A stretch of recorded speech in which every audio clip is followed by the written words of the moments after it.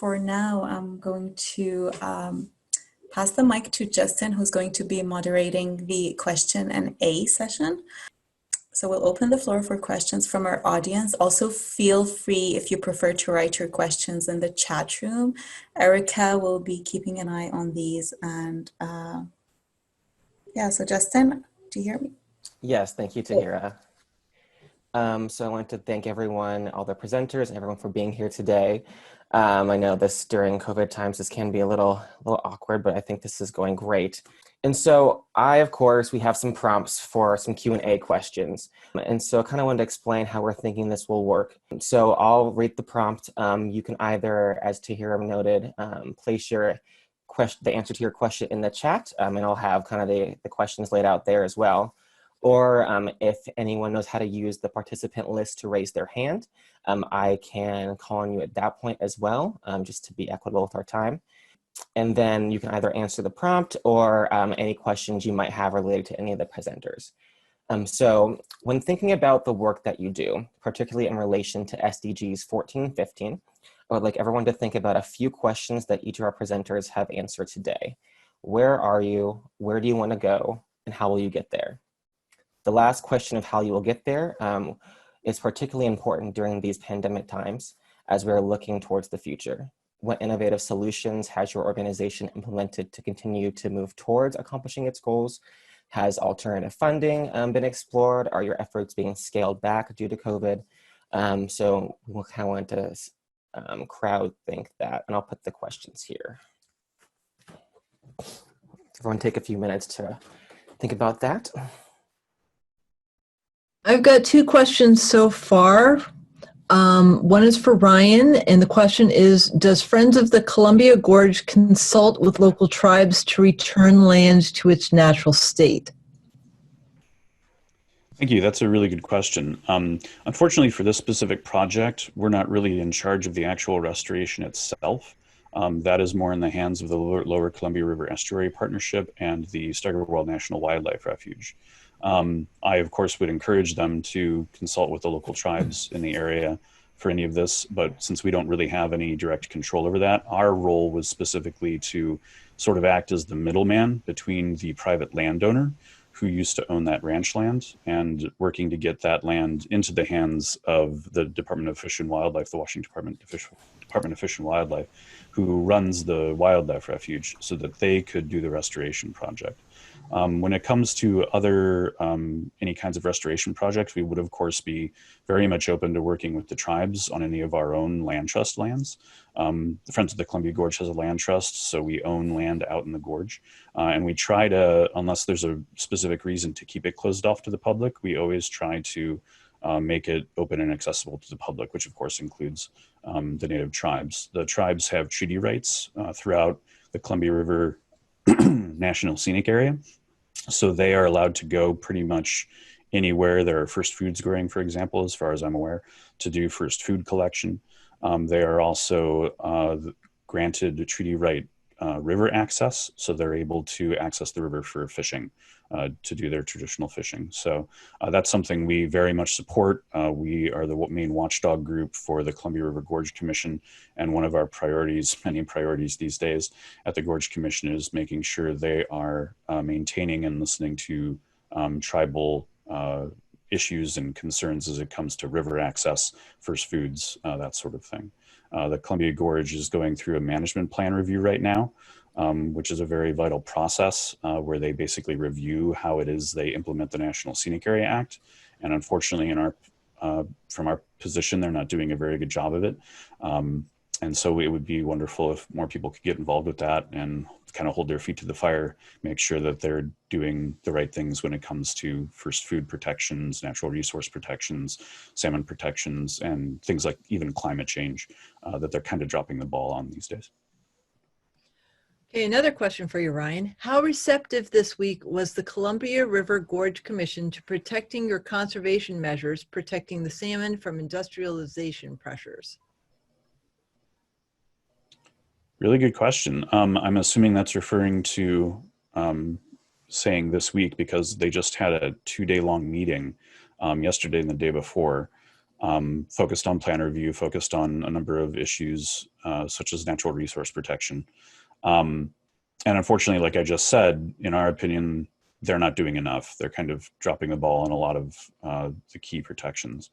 For instance, they have been saying all along that they would be analyzing their management plan, meaning their implementation of the National Scenic Area Act, through a lens of climate change, meaning that when they went through all these focus topics, they would also be incorporating climate change. And they have failed to do that. They failed to conduct any kind of meaningful action plan on climate change, even on things that we feel should be obvious and pertain directly to natural resource protection in the gorge, such as, for instance, increasing stream buffers around project development sites or clear-cut logging in certain areas of the gorge, which would really help to, if you increase those buffers, that would really help to protect and revitalize and build resiliency, climate resiliency for things like salmon and just the ecosystem health of streams and rivers in general. So yeah, to kind of sum up, they're somewhat receptive to these conversations, but when it comes to actually turning those concerns around into meaningful action, that's where I think the Columbia River Gorge Commission has been dropping the ball, unfortunately. Awesome, thank you, Ryan. We have another question here. This one's for Cassie. Is the ongoing deregulation from the current administration influencing the historical 6 treaties you mentioned? If so, how? I haven't heard anything about the 6 treaty tribes being affected yet. That I know of. It's possible, but I haven't heard anything in the news, and I haven't checked yet with them. They, sometimes Yakima Nation will back other national tribes' efforts. They're pretty active, so it's possible that they're involved in like the East Coast tribal land issue. But yeah.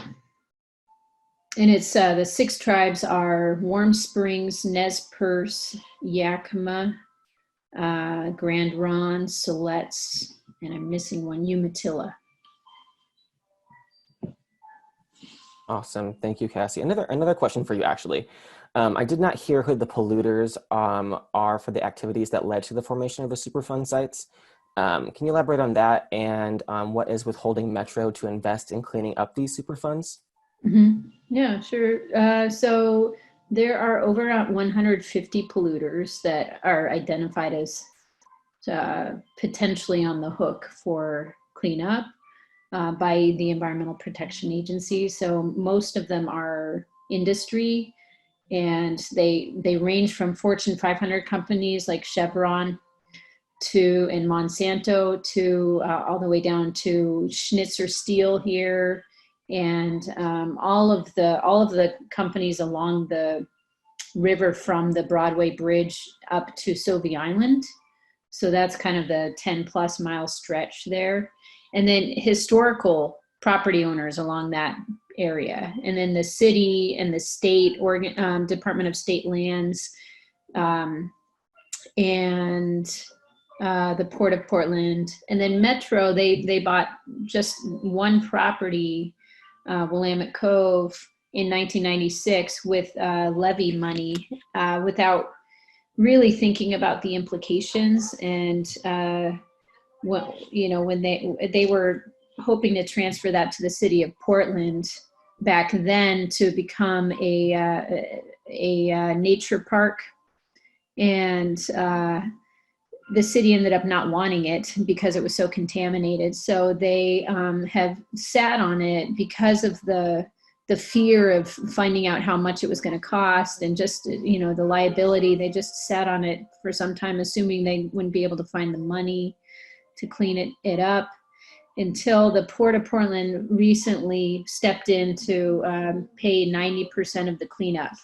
So the port and Metro are working together with our coalition and others on a remedial design plan However, you know, it's kind of always the case that these parties are looking to reduce cost. And so, you know, their plan is to develop a trail called the North Portland Greenway Trail to connect up with the trail on both sides of Willamette Cove, to make that connection and develop the trail that's on the very outer edge of that property, but to not have any access down to the river whatsoever. So they want to do natural habitat on the whole rest of the area, which, you know, I think a lot of community members are totally in support of you know, restoration, habitat restoration, but they want to also find some balance, you know, for human access as well. And other, you know, I mean, there's lots of ideas out there that the community would like to see, but we're not, you know, nobody's pushing for, you know, having it be developed into, you know, residential property or industry or something like that. So it's just more people wanting access and salmon habitat and everything else. So kind of finding a way to integrate. But currently the plan is not to have any access down to the river itself. So yeah, we're working with just all those agencies to try to push that issue, because we know it's really important, because people are already down there, even though they're getting exposed to pretty serious toxins.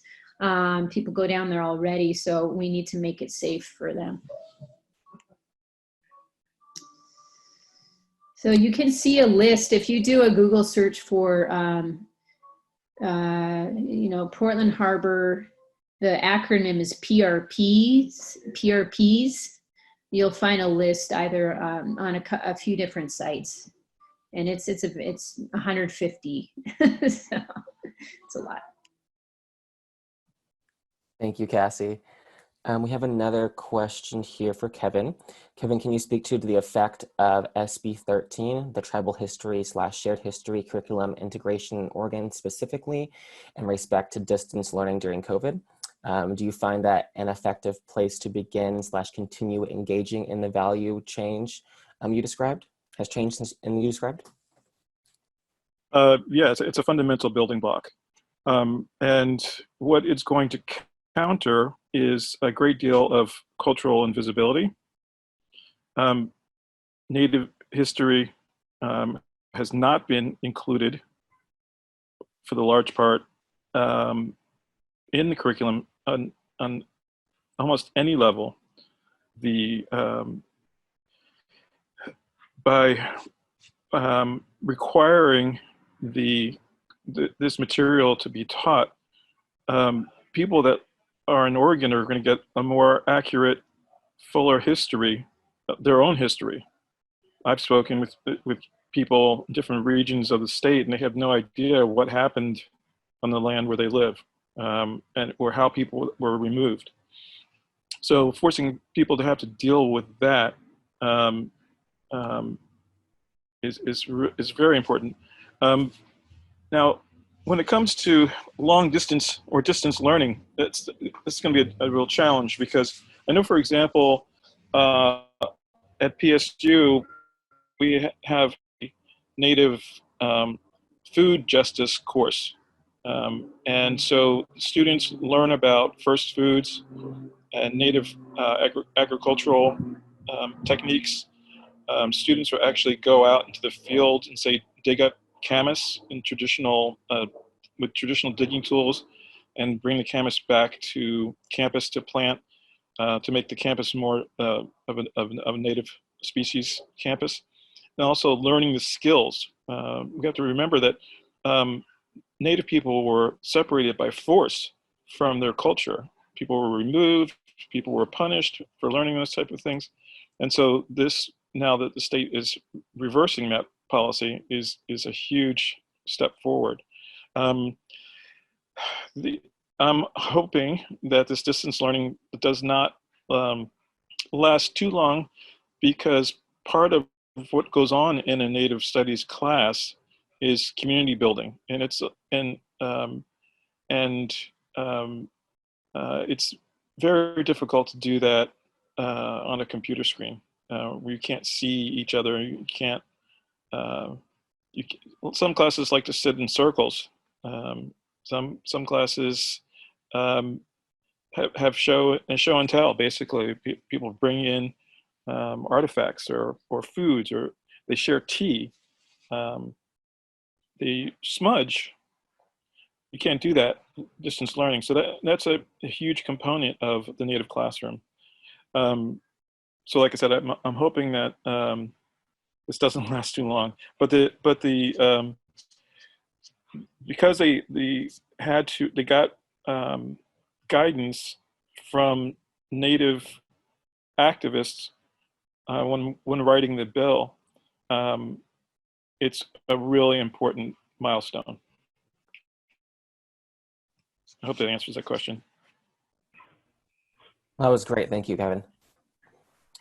And I just wanted to chime in real quick, if I could. I asked this question to the group chat, but in case you guys didn't see it, but if there was anything that any of the presenters, I was curious to know if you all have any questions for one another. It's always interesting to learn from the experts talking to other experts. Well, I have a question.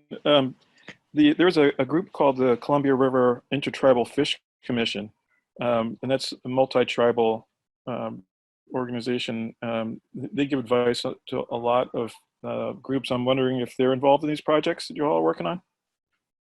Yeah, CritFic is their short name. They, I know they used to be more involved in Portland Harbor, but the tribes, the treaty tribes, I'm pretty sure what happened was they've taken on direct government to government roles. You know, they have official roles, and it's a treat. You know, they have signed agreements with EPA, and you know, memorandums of agreements with EPA on a couple different levels, and other agencies as well. So CritFic isn't needed in that way. They're kind of staying out because the tribes are playing a direct role. So the tribes have representatives on a technical coordinating committee that reviews any critical document before it's finalized, and even before the public gets to see it.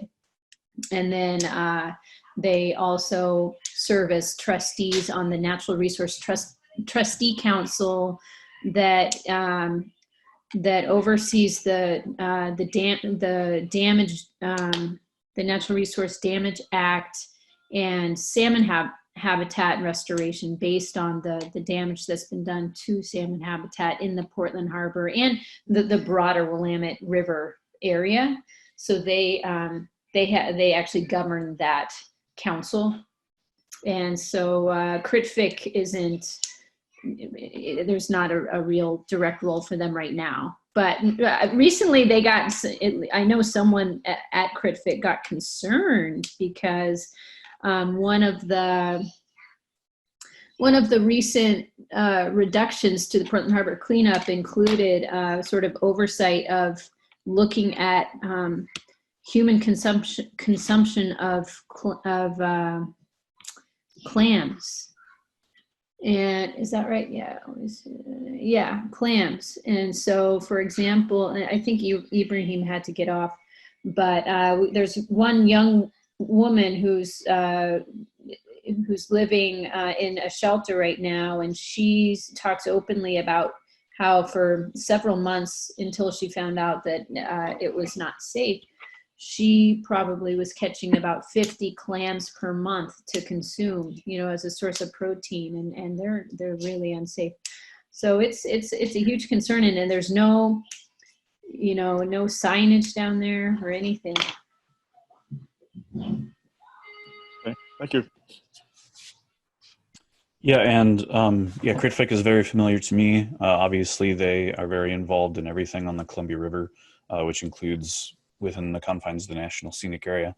They are often engaged at the Gorge Commission, and they've been great partners on a lot of the other work we've been doing over the last 10 years with a lot of other environmental coalition allies regarding the transport of fossil fuels through the region and the building of new or the attempted building of new fossil fuel terminals, which we've defeated all of, 12 out of 12, which was great.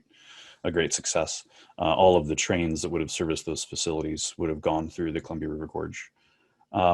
With the specific wetlands restoration project at Steigerwald that I was talking about, I'm sorry, I don't actually know if they're involved in that at all. That's a question that someone with Lower Columbia River Estuary Partnership or Department of Fish and Wildlife would probably be able to answer better than me, or our land trust director.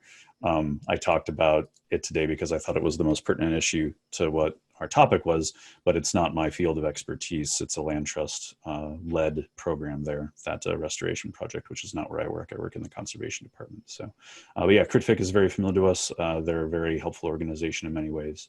And yeah, should often be invited to participate in any kinds of projects or talks like this, because yeah, they know what they're doing.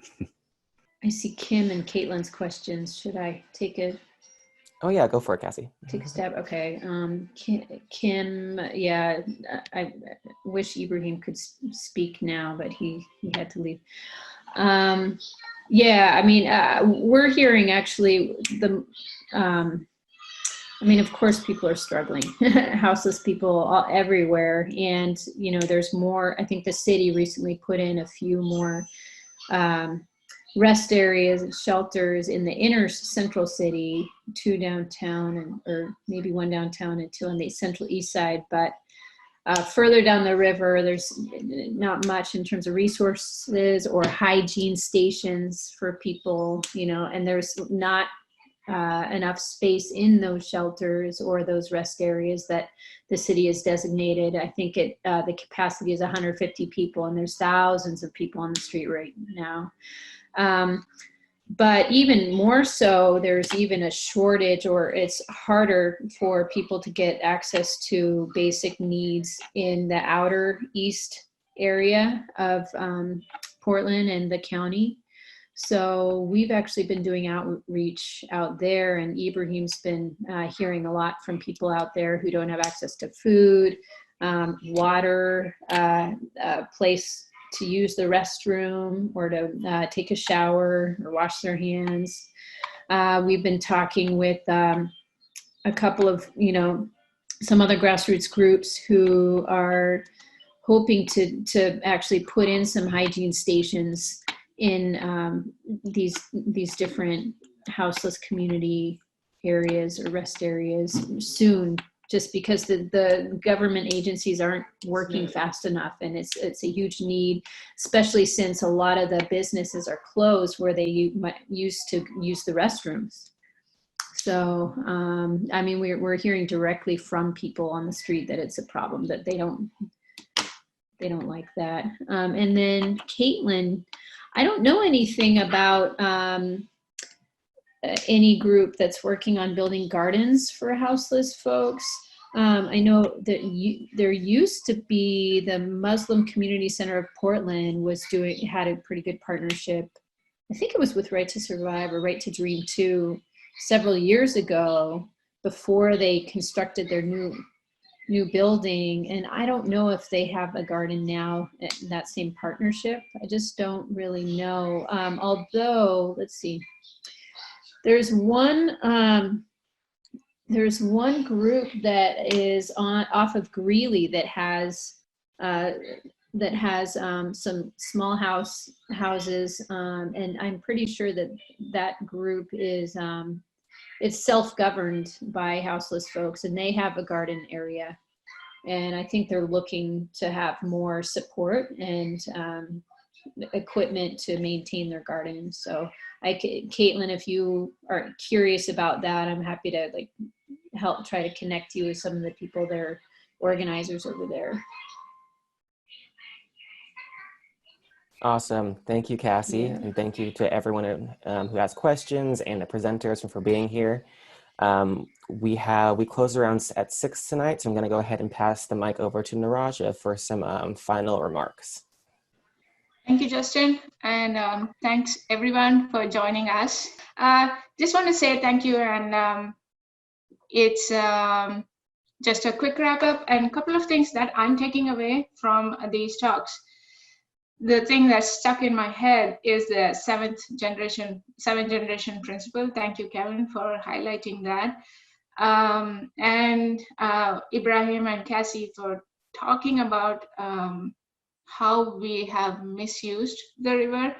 The image of the stunted, mutated tadpoles and the jellyfish, they stay in my head, and I'm making that connection to what we heard later from Kevin with the kinds of the historical pollution that has happened in Flint, and how even very recently we have suffered from brain damage and other issues that are a repercussion of how we have treated our resources. So what I'm seeing, and just one more thing that Ryan mentioned about working with the land. To me, it comes all full circle with SDG 14 and 15, and Tahira, which Tahira and Owen mentioned in the beginning, about life on land and life below water, right? To me, depending on where you are, your perspective, what is above is also below. Think about it. For a jellyfish, this is above. For me, that's below. But if I'm using both the spaces, the above and below, to nourish me, to make life possible for me and other species, engaging in the process of connecting the above and below is important. And that's one of the reasons when we brainstormed as a team, we thought we should bring these two SDGs together for the talk. So I wanted to say thank you to all of you for making those connections for us, and illustrating how we treat our water resources is going to come back to us in one way or the other. And how we treat our land, for example, like how Kevin mentioned about oak savannas and what we are currently seeing with the fire. So it all comes back to this cycle of management and how we respect or do not respect, or value or do not value the things that the earth provides for us. So I want to just say thank you to all the speakers for bringing this message so elegantly and really braiding it for us in such a nice way. And we will be sharing a blog which will come out of this presentations and this time we have had together, and all the thoughtful questions you have posted, and probably also update